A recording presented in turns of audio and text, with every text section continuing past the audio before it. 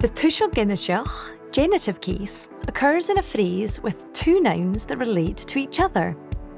English has different ways of linking the nouns. For example, we can say the centre of town, the town centre, or the town centre depending on context. But Gaelic tends to express all of these in the same way.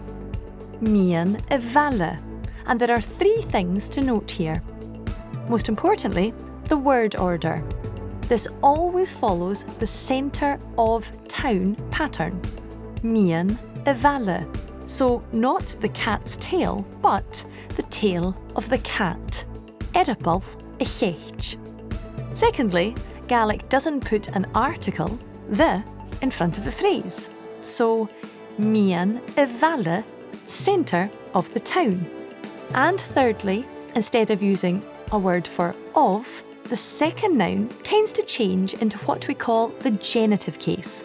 Sometimes there's no noticeable change, but very often we have a lenition and/or slenderisation, like mian y bhaile, an bhaile to y bhaile, and eiripal y cheich, an ceacht to y cheich.